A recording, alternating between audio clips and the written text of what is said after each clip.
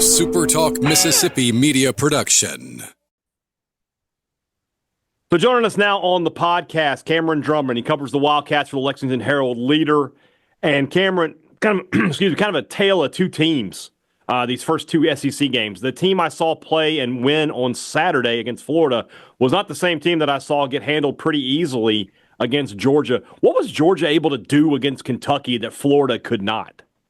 Yeah, there were certainly a lot of factors that kind of differed that Florida game from the Georgia game. You know, you saw that high energy, high scoring performance against Florida. Obviously, I think the Rupp Arena crowd had a lot to do with that. You know, we've seen Kentucky go on the road a couple times this season now, Clemson and Georgia, and really get out physicaled, out muscled, out bullied. Obviously, foul trouble was a huge concern for Kentucky in that Georgia game.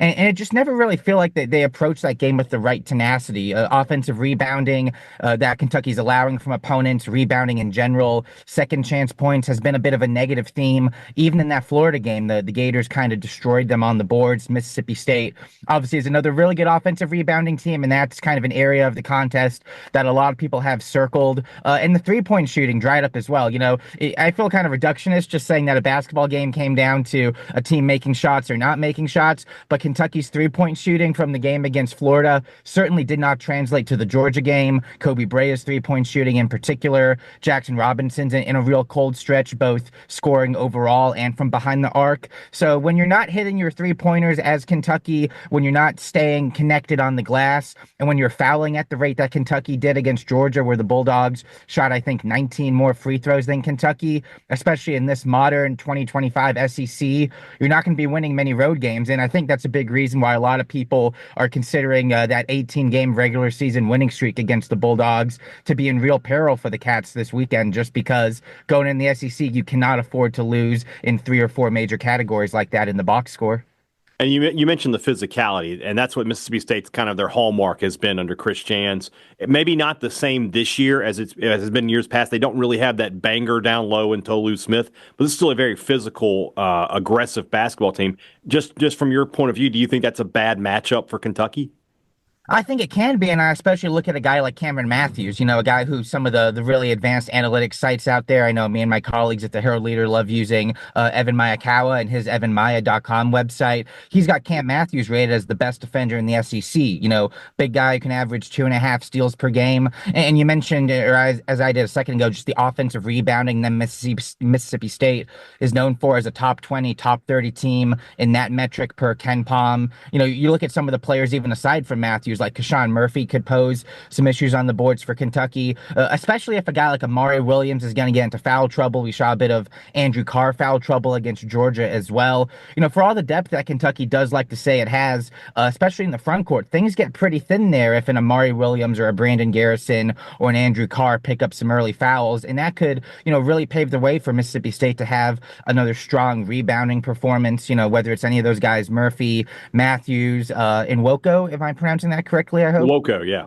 Okay, yeah. So, I mean, Mississippi State's got these big physical bruising guys who can punish you on the glass, can draw fouls, can maybe bait some of Kentucky's bigs into getting in kind of that situation. And so from that standpoint, considering it's a Saturday night game at the Hump as well, I'm sure that crowd will be in full voice. I think there are plenty of reasons to have this game with a big flashing red indicator, you know, for reasons that Kentucky could have some problems, especially given the quick turnaround from Georgia, the travel back and forth to Kentucky with some big snowfall, and Lexington has been a bit erratic of late as well. So there's a lot of kind of distractions and things even within the game, within Mississippi State's skill set, that kind of could pose some problems for the Wildcats on Saturday. Two of the top three-point shooters in all of college basketball in this game with Josh Hubbard and Kobe Bray. Bray, a ridiculous 47 of 95, almost 50% from behind the arc. You know, that's a guy that I don't know if a lot of college basketball fans had their eye on him coming into this season, but he has really delivered for the Wildcats. Their scoring is so balanced. I think they have 6 guys in double figures. Is he the guy the Bulldogs need to have the biggest eye on, or who would that be for the Wildcats? Well, I certainly think he's one of them. And the thing about Kobe Bray as well, he got off to an insanely hot three-point shooting start. I think through maybe 5 or 6 games this season, he was above a 70% three-point shooter. A mark that is going to come down and regress to the mean a little bit, but nonetheless a guy that you need to be attentive of and pay attention to. You mentioned Kentucky's scoring balance. I think one of the most interesting things, or kind of one of the craziest stats that explains this, is the fact that Kentucky's played, 14 games so far this season, and they haven't 15 games, and they haven't had the same leading scorer in consecutive games single time. They've gone, I think, 5 or 6 players deep, between Otega Owe, who really came on strong to start the season. We've seen Lamont Butler, especially in that showcase game against Louisville, explode for 33 points. He led Kentucky with 20 against Georgia as well, even though that was kind of an offensive dud across the board. So there's several guys that I think Mississippi State needs to be conscious of. Brea, I think, from a three-point shooting perspective, is certainly the guy to keep tabs on, because he's really the guy that can hurt you. Lamont Butler's shooting 40.5% from three, but I think there's so many things with a Lamont Butler as a playmaker, as a defender. You kind of have to pick your poison for what you're going to allow him to do against you successfully. So Brea leads the way in the three-point shooting category, but Otega Owe really has been the most important offensive player for Kentucky this season because of his ability to penetrate, his ability to beat guys off the dribble, get 2 feet in the paint, play make from there. He's not got a super high assist total, but once he's able to get by your perimeter defense and put pressure on the rim, that has affected how a lot of defenses have tried to combat Kentucky's offense, and especially given the way that Kentucky likes to shoot a bunch of three-pointers. Not quite the 35 per game that Mark Pope promised in the offseason, but nonetheless still a high three-point shooting volume team. A lot of that success, a lot of those quality looks come from a guard like an Otega Owe beating you off the dribble, establishing that penetration early on. And something else to watch has just been the play of Kentucky's bigs on the offensive end, because Mark Pope and Cody Feger, the assistant who runs UK's offense, they really like to use bigs in a playmaking role. We've seen this in a good way and in a bad way with Amari Williams specifically this season in terms of his turnover totals, the decisions he makes when they toss him the ball in the high post or when he comes up to the top of the key and initiates. So if Mississippi State's bigs can have some solid defense on Kentucky's bigs in terms of turning them over early and just forcing them in uncomfortable situations where they're not able to act as a proper offensive hub, I think those are going to be the real areas of Kentucky's offense that Chris Jans and the Bulldogs defense should be keying in on. This is, kind of a problem for everybody in the SEC this year, but the next few weeks for Kentucky are pretty damn tough. They are at Mississippi State, then they host Texas A&M and Alabama. They get a little bit of a reprieve for the trip to Nashville, but that can be a tough place to play. And then they have to go to number 1 Tennessee, number 1 at the time. They won't be when we get to Monday.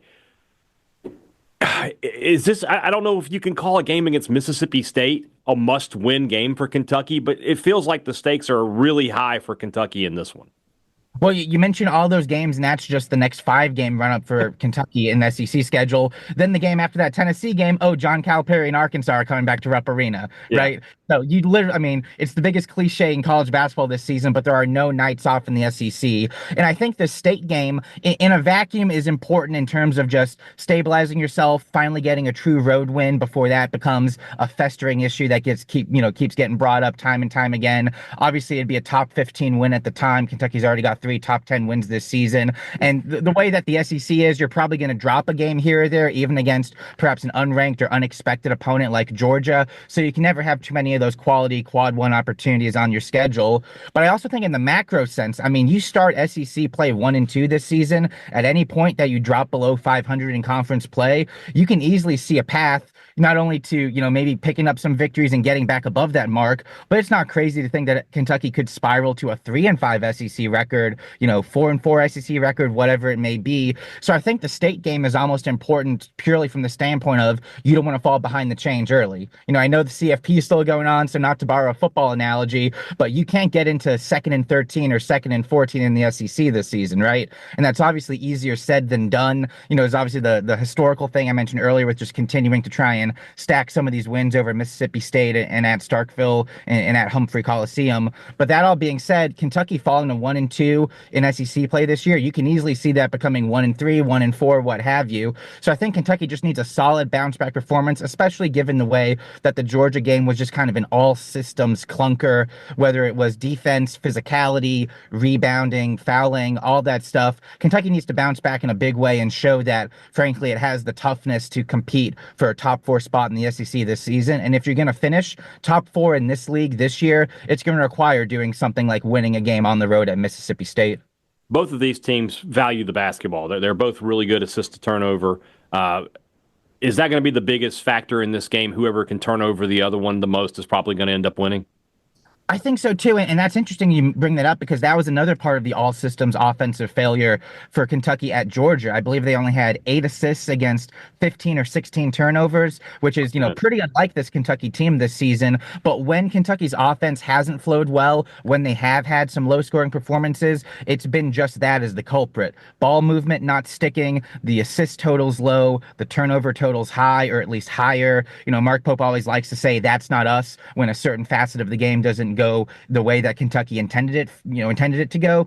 The assist to turnover ratio against Georgia was certainly unlike the Kentucky team we've seen the most of this season. Just the fact that Kentucky allowed so many free throws, the fact that the ball movement was sticking, that Kentucky wasn't getting to the rack, putting enough pressure on the rim to generate open quality 3-point shooting looks. All that stuff kind of goes into, perimeter defense, interior defense. And so to your point, I think the team that is able to successfully turn over the other team, maybe that's not the only thing you're going to be able to do to win this basketball game, but it's certainly going to be a high marker. Kentucky will still come in to this contest, I believe, top 5 in the nation in offensive turnover percentage. I know that number went up a tick after the Georgia defeat, but nonetheless, this team is one that values the basketball, kind of with Lamont Butler as the head of the snake in that regard. He's still been battling a niggling ankle injury that's bothered him for the last month, 3 or 4 weeks. And so, if that's something that's not quite 100%, especially as we get into this grueling Tuesday, Saturday SEC basketball turnaround, that could be an issue for Kentucky, especially given the fact that, Kirk Kriisa is still out with his own foot surgery, so they don't have a true backup point guard. So a lot's on the shoulders of Lamont Butler to initiate offense, have that high assist to turnover ratio, and that's kind of the straw that has stirred Kentucky's drink from that standpoint so far this season. Kind of interesting similarities there between Kentucky and Mississippi State with Kanye Clary out for Mississippi State. Mm-hmm. State doesn't really have that backup point guard as well. Should be a very interesting game, and the winner of this game is going to be in a really good spot in the SEC. The loser is going to have some work in front of them because of just how difficult this conference is. Cameron Drummond, Lexington Herald-Leader, man, appreciate your time. Thanks so much. Of course. Thank you for having me. A SuperTalk Mississippi Media production.